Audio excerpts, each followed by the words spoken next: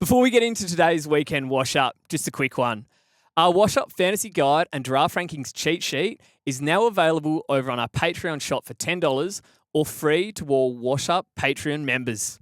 For just $5 a month, we'll be providing even more content throughout the preseason and into the home and away season, including updated rankings throughout the year, our Wednesday live pods, a draft league with myself, Dave, and other members, and access to the members-only Discord where we'll be answering team questions. I probably wouldn't listen to us.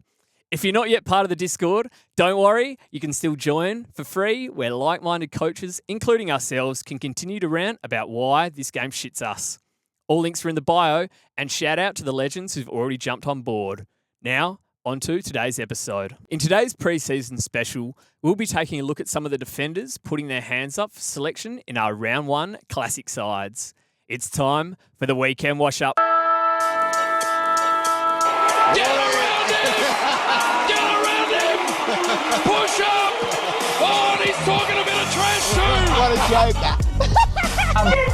He's coming off. Get him back off. Get him off. Get him off. Get him off. Rocket, we can't hear.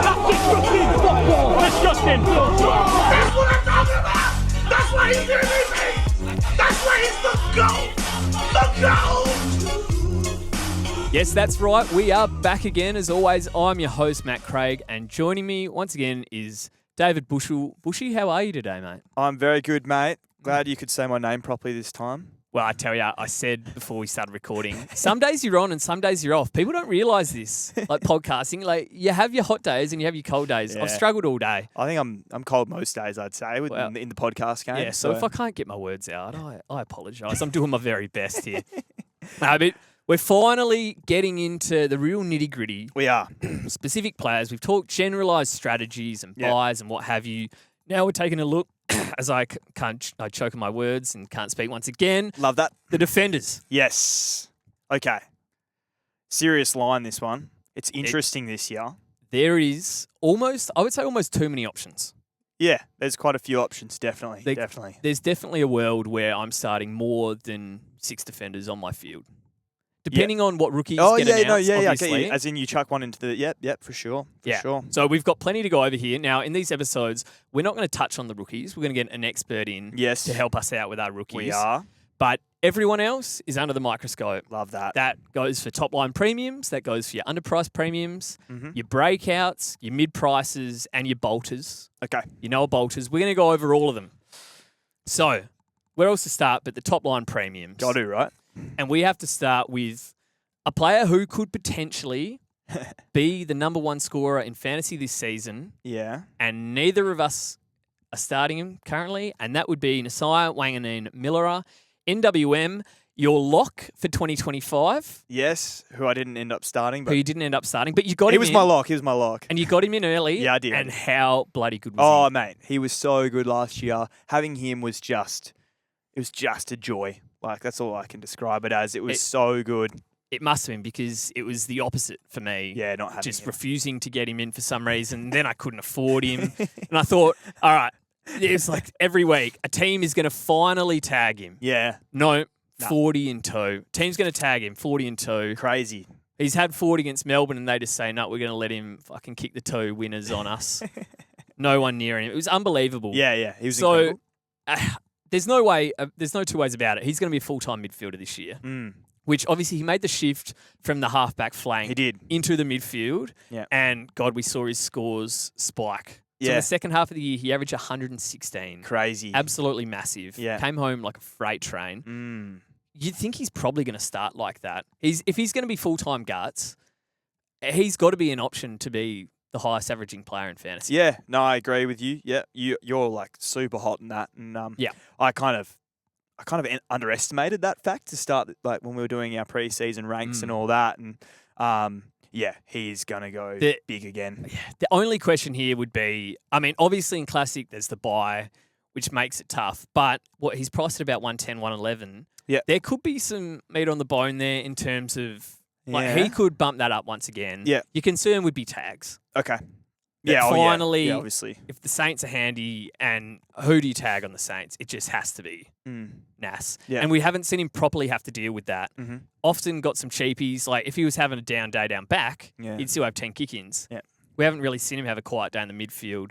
So I don't know. That'll be interesting. There's enough question marks there, which, I think we can avoid him to start in fantasy. Yeah. But if someone said, no, I think he's going to go close to 120, I'm just going to pick him. Yeah. I'm not going to hold it against you or tell you not to. I think he's got a good look. He's got Collingwood, Melbourne, Giants, Brisbane, and then the bye. So Collingwood it's not like the easiest bunch of teams, I reckon. But No. Collingwood and Melbourne aren't shaping up to be too great sides. Collingwood this is year, not are a they? side that usually, although that's round 0. So Yeah. Sorry, that's fuck, around forgot. 0. Yeah, sorry. thank you, Andrew Dillon. Yeah. I guess that takes into account so the I mean, price Jesus, change. he could easily go 140 in round 0.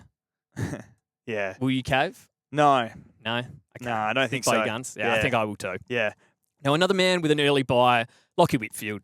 So he's been up there for us in our defence. Yeah. Just a stalwart for the last 5 to 10 years. He's got the early buy, so that makes it hard. And we also saw Lockie Ash start to steal some pill from him. Bit of ball there. So he averaged 99 in the back half. Now there was a injury-affected score, as there always seems to be with Lockie Whitfield. Yeah. So you've got the injury concern, and then you've got the concern that Ash started to sneak back and take some more kick-ins. He's getting older. Look, if all things break out, he's a 105 to 110 guy, pretty safe. Yeah. But I think there's enough question marks there with the early buy that I'm happy to definitely pass on him. Yeah, I think I agree. Yeah. I think we can safely rule out Dane Zorko this year. Yeah. Obviously, he's got the buy and he's about 500 years old. Yeah. So, I mean, that hamstring, I know the dry needling.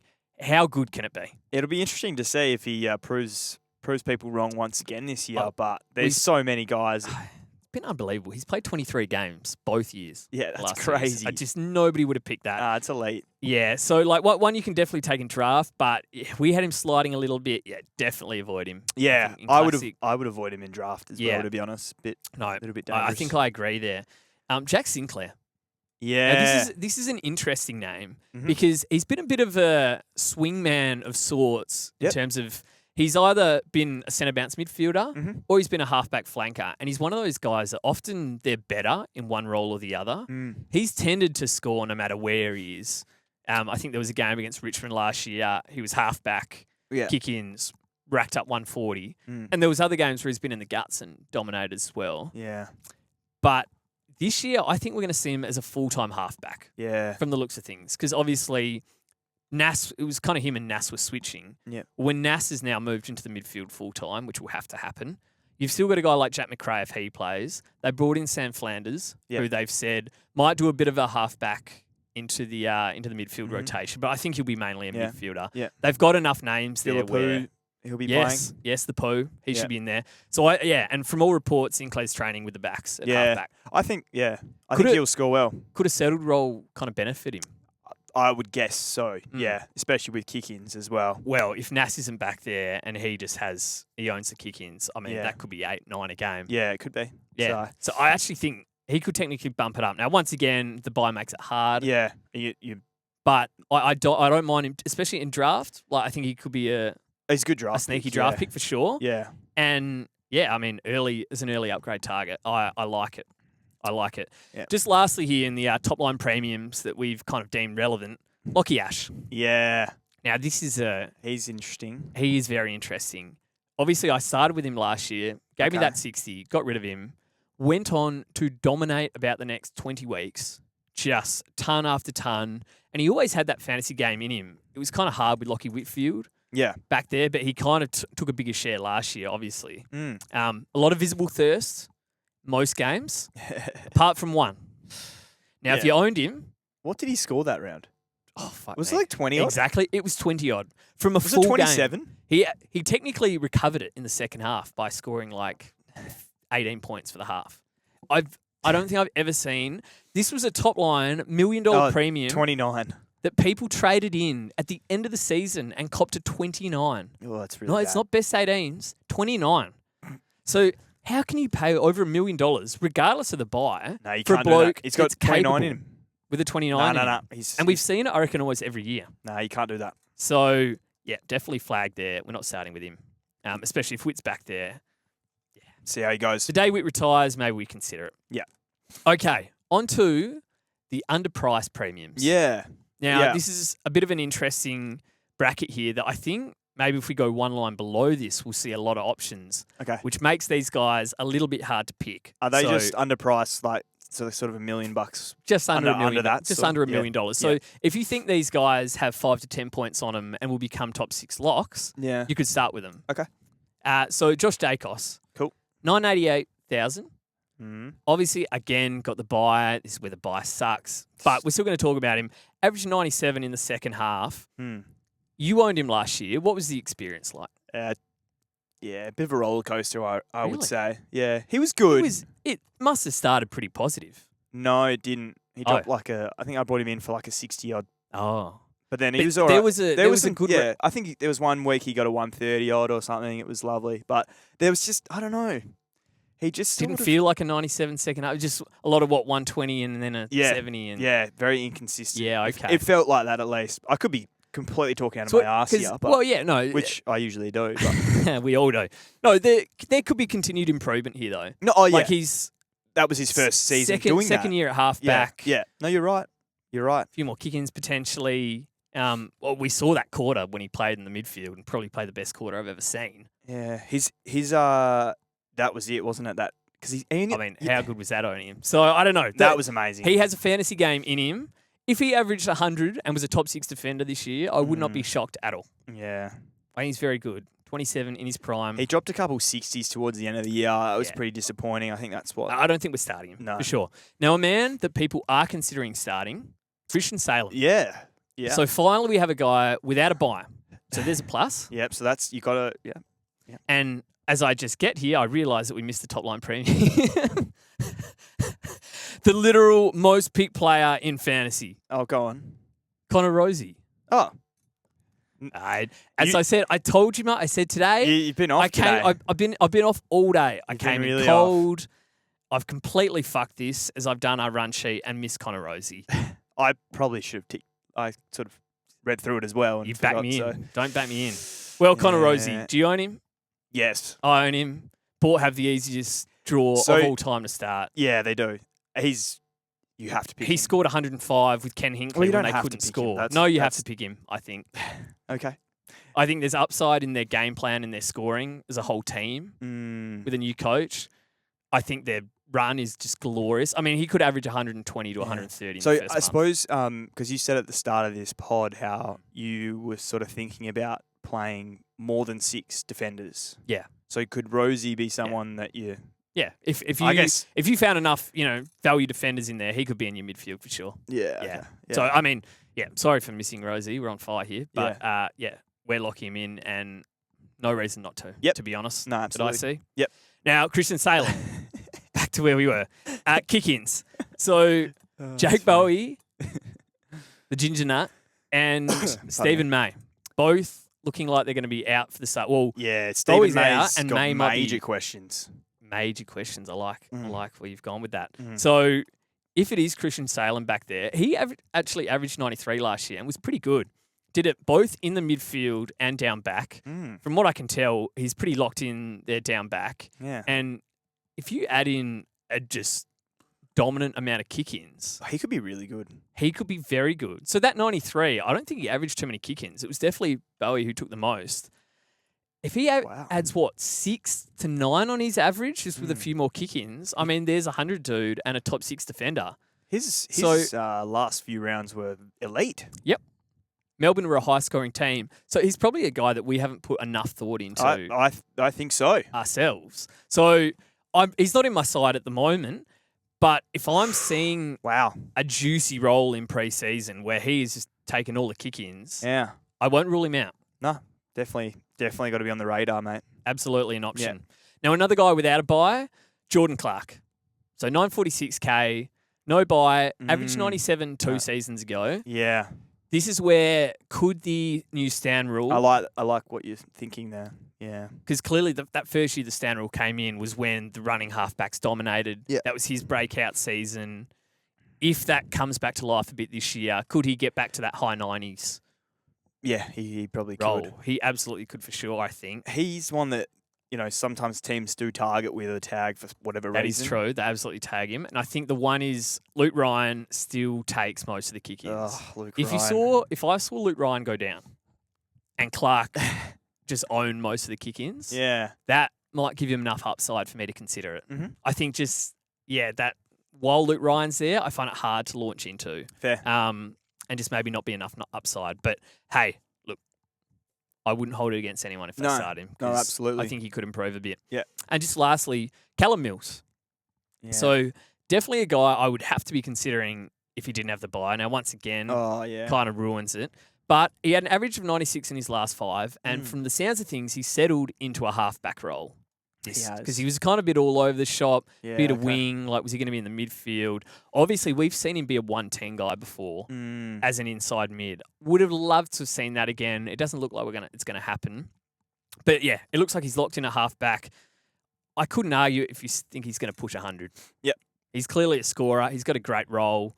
Blakey's going to take a good share of the kick-ins, so that probably just nullifies his ceiling a little bit. Yeah. But hey, actually, I quite like him this year. Yeah, his his back half of the year was very, very solid. So yeah.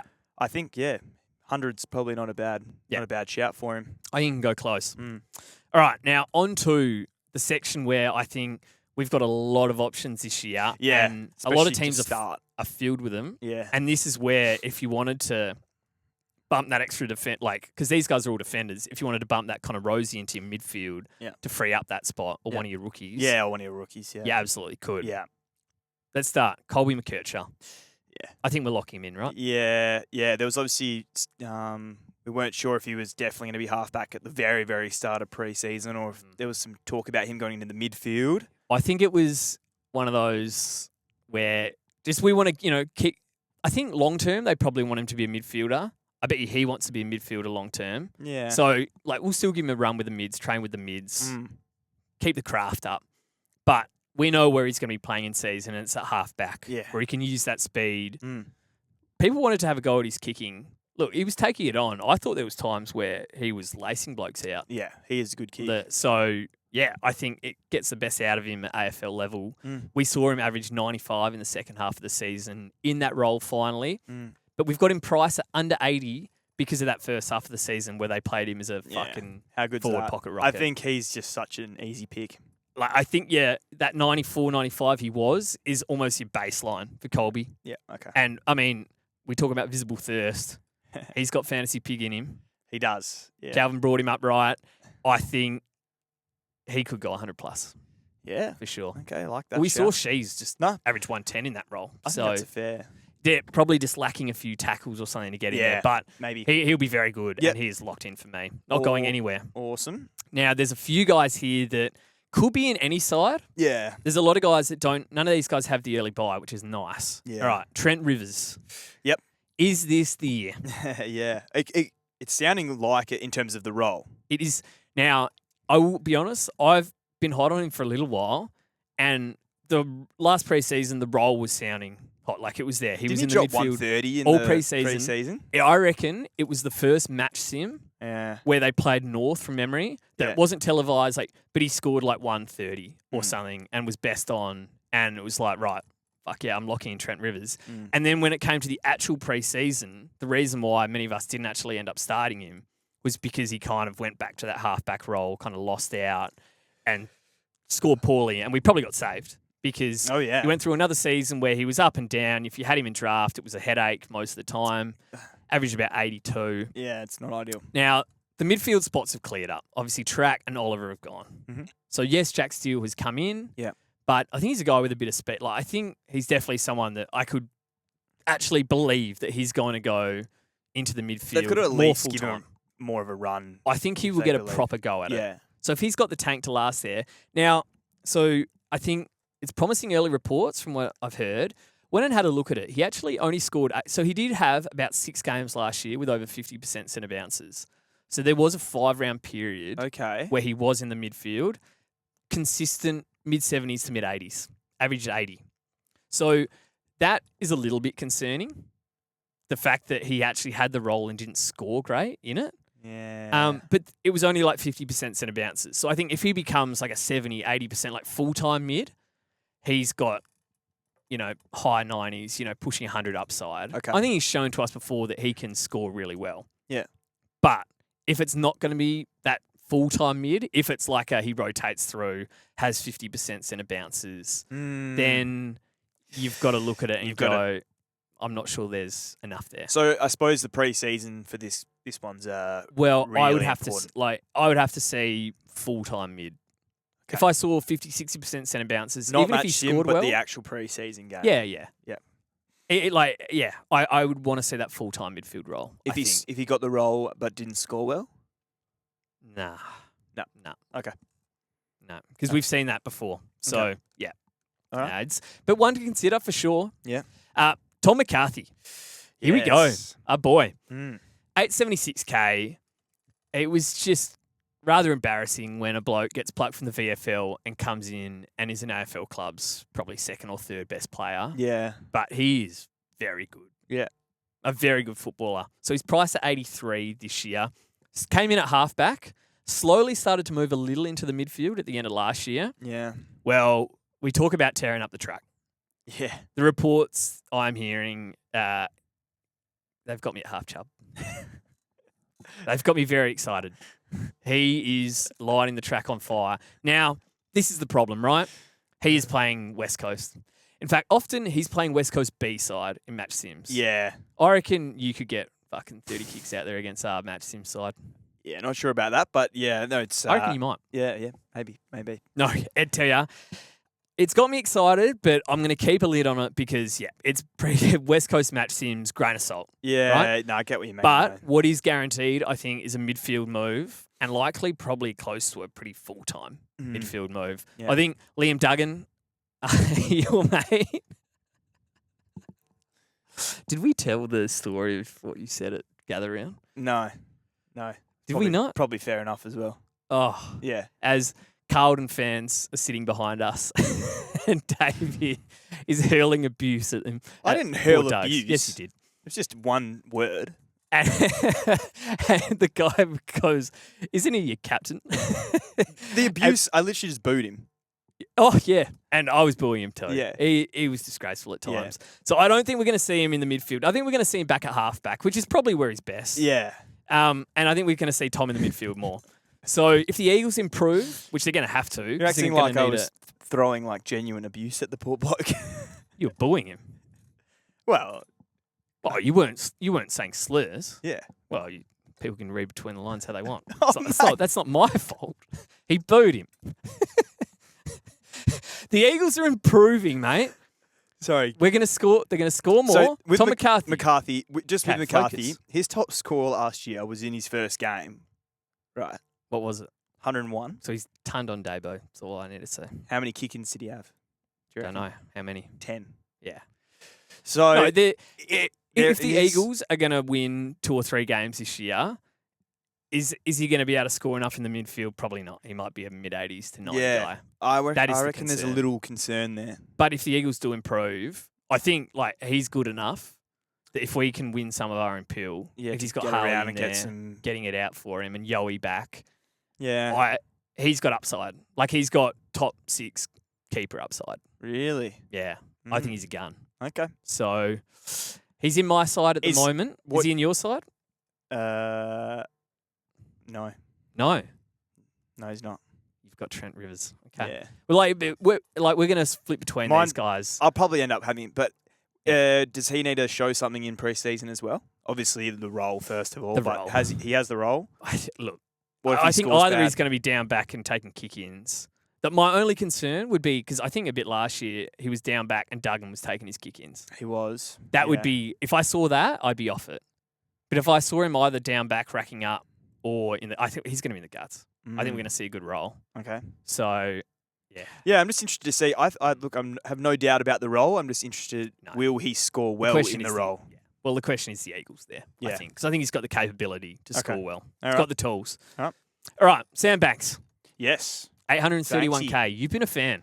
No, I like him. He had a great second half of the year, really. I mean, obviously it wasn't like massive, but I think, what was it, like 87 or something? It was compared bloody to solid. Yeah, I thought he's and at 830K, you have to consider him.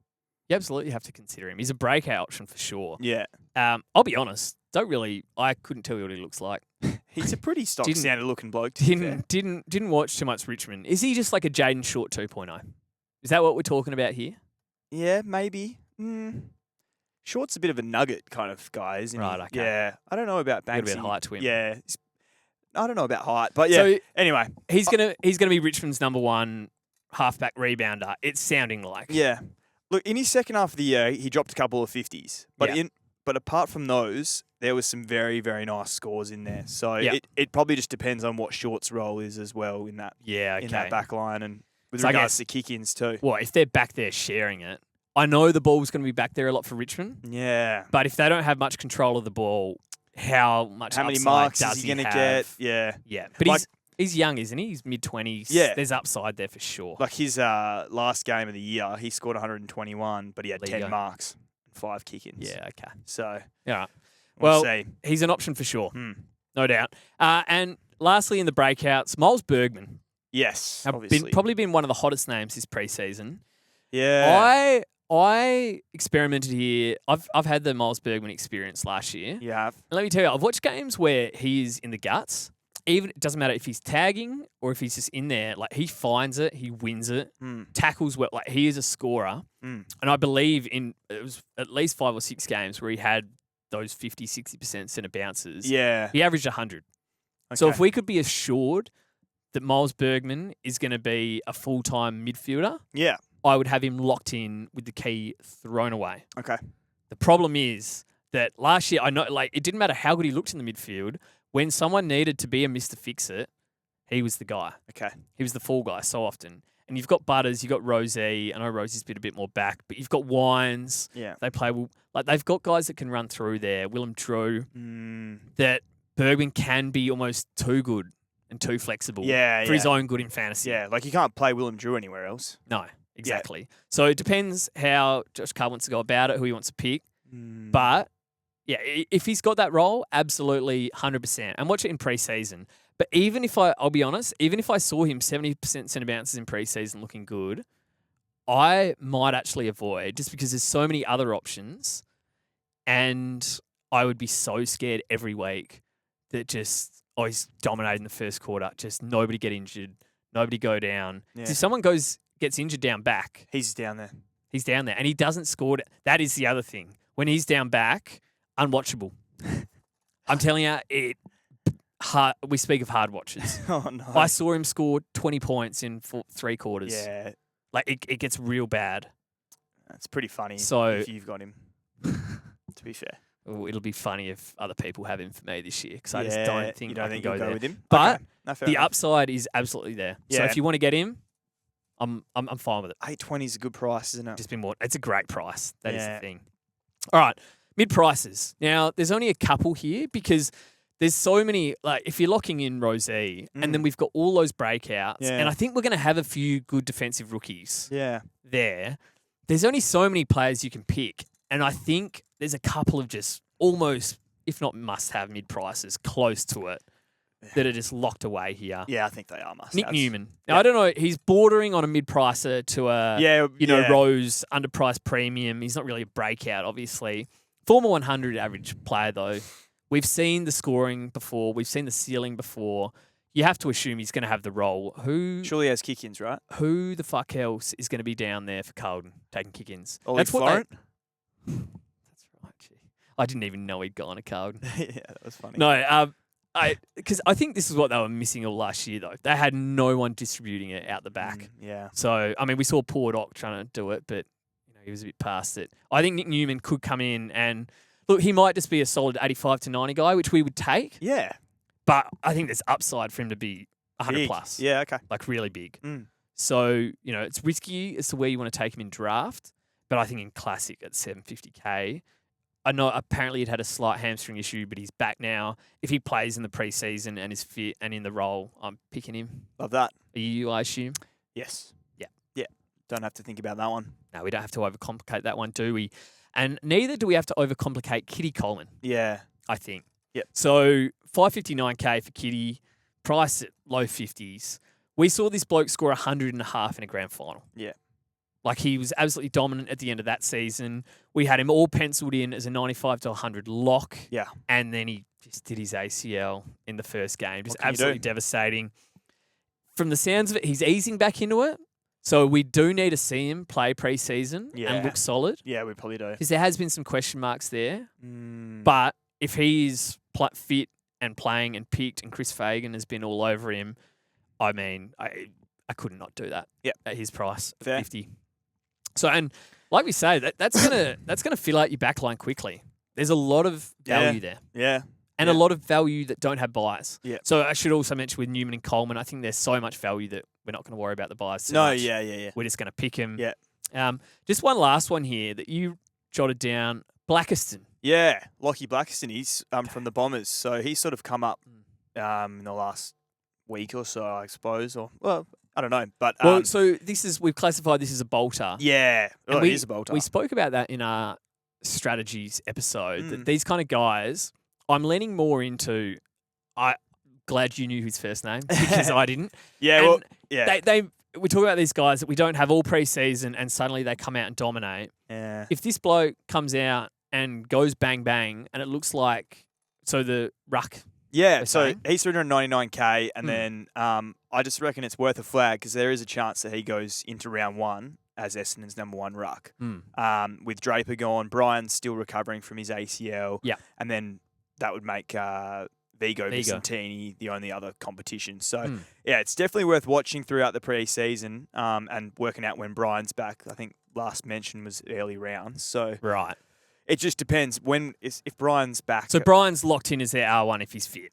I would have thought so. Yeah, okay. Yeah. That's what I Because heard. Blackiston's a mid-season pickup from Yeah, last year. okay. I know McCarthy is as well, Okay. which is ironic. But So it's interesting. I think, I mean, if he comes in throughout preseason and he's scoring 80 plus, yeah, you've got almost a rookie. Like he's 50K on top of an expensive rookie. Yeah. So he's basically an expensive rookie. These bolters yeah, can come from nowhere. And if they're going to plan round one with the role, you can pick them, yeah. right? From nowhere. If The thing would be, how many weeks do we need from Brian, would you say, yeah, to miss? I don't know. Is it 3? Because let's say, No, probably. let's say, probably 4 or 5. let's say he's doubtful for round 2 or something. We're expecting him back early in the season. Could be anywhere between, But that's also let's say round 3 and round 6. that's also you doubtful. don't know. And he's probably going to come in. They probably still need Blackiston to play. Maybe. Yeah, ease him back into it. Yeah, I think unless they say that we're expecting Brian back in the first 3 weeks, definitely. I think absolutely if he's going to win the role, that Yeah. you could take a quick flyer on him. He could make you some. I mean, Sam De Koning made me some quick cash with one game Yeah. in the ruck last year, 120. Then he Yeah. dropped a couple stinkers and he Yeah. made me 150K in a few weeks. Boom, see you later. He's even So, cheaper than. He's way cheaper. Yeah. So, yeah, these bolters, keep an eye on him. Yeah. Let's keep an eye on him. Now, let's just finish it off here. Yeah. And we're going to throw in, for each of us, Yeah, one yeah. avoid, Yep. one differential, Yeah. and one draft flyer, Okay. right? Go on. So, for me, I'm avoiding Banksy. Mm-hmm. Sam Yeah, Banks won't be in my that's fair. side. Yeah. Okay. I don't care what I see in preseason. Just for me, and it's funny because I'm considering picking McCarthy, Yeah. and my reasoning here is Richmond are going to struggle, which I think they are. I think they're going to be shit house. Now, Yeah. yes, I understand that the ball's going to be back there, but are they going to be high scoring? Like, are they going to control it enough to chippy Yeah. market? And we saw last year, like he was very handy. Mm. But let's say what's Jaden Short been most years? He's been like a 90 guy. Mm. Now, I'm not saying Banks can definitely be a 90 to 95 guy. Yeah. I'm just like, is that enough? No. Yeah. Yeah. Probably. You reckon 90 would be enough? What's he priced at? So 830. That's. Close to 80. Yeah. Okay. Maybe it needs to be a little bit more. Yeah. I don't know. So I'm not sure the upside, there's enough upside there for me to pick No, him. that makes sense. That's my issue there. But again, like he's a fine pick. for That sure. makes sense. Yeah, who are you avoiding? I've got Bergman as my That's fair. avoid, purely from just that Mr. Fix-It sort of Mhm. unicorn role. So you never know where he could go. No. I feel like he'll start in the mids. Yeah. But he could go anywhere. Exactly. really. Well, I mean, and that's exactly why I'm kind of avoiding him too. Yeah, is even if he has the role, just know he could lose it Mm. literally at any point. For sure. Differential. So Trent, I mean, it's guys we've already talked about, but Trent Rivers, Yep. at 2%. Now, I understand, like, there's a lot of question marks there. He's not in my side at the moment, but I do think there's big upside if he's a full-time mid. Yeah. So that's what I'd have to see. Mhm. But if he was a full-time mid. And let's be honest, if he becomes a full-time mid, he's probably not going to be 2% owned. Yeah, So, agreed. but yeah, he's got to be considered. For me, it's I've got Banks, so Yeah, okay. glad to hear you're avoiding him. Yeah. Sounds like about 98% of the competition are as well. So he's about 2% owned too. So Good avoid from me. The 2% own. Gone out on a limb there. Right? really sticking your neck out Thank on the you. line there. Thank you. I'll go with Banks differential. All right, give me your draft flyer. Yeah, Who are you going to take ahead of just consensus? I've got a real draft flyer here, Dan Houston. Oh, Yeah. former premium, former gun. Down the line, okay? I'm not going to no. take him in the 5th round, right? No. Okay, guys? Make sure you Absolutely. check out our draft rankings and tiers for where we would Absolutely. take him. We've slid him in there. But he's someone that could bounce back. Like, surely, if you've been able to average 90, 95 plus for the last in previous years. I think when he's getting selected in drafts this year, even though I think the most likely scenario is that Josh Dacos has that nice role, he's more locked down, he's going to suck again. Probably. But it's pretty hard to find that level of ceiling and potential upside at that point in drafts. Yeah. So, we've bumped him up slightly. Mm. But yeah, no, absolutely, that's fair enough. Yep. For me, it's actually Nick Blakey. Yeah. So it's a guy that never in a million years would I start him in Classic. No. He's pissed us off many times, especially last year, because of his thirst to take those kick-ins. When we owned Matt Roberts, and owned Callum Mills, and previous years when owning Errol Goulden, hates kicking it to him. and he sends it onto the other wing. Absolutely. So, Fucking but he averaged 94 in the second half of the year. fucking lizard. Come on, mate. It was actually 94.7. Yeah, so let's bump it up. 95 in the second half of the year. He's a good player. He's Dominated the kick-ins. Yeah. Really started to put his name on them. Yeah. He's only 25 years old. No. Feels like he's been around forever. So with that kind of role, he could become a 95, mid to high 90s guy. Yeah. He's not someone anyone's spoken about. We're not going to start him in Classic with the bye. But when we're down to those mid-80s defenders in draft, I'll be keeping my eye on him. Fair enough, mate. Fair enough as well. I like that. All right, well, that will wrap up the defenders Yes. for today. Mm. That was a good, solid start. I warmed into it. It was a real slow start for myself. Yeah, but that's okay, mate. Don't okay. worry about that. Gee, look, there's only so long I can say it's pre-season because the season is fucking sneaking up Yeah, real it's quick. really Got sneaking games up. to come in just over a week now. So, Yeah. look, exciting times. We'll be back next with the Rucks episode. Yeah, I think so. Get those out of the way and, Yeah. can't wait for the real stuff to start. Sweet. Cheers, All right. guys. See you, legends.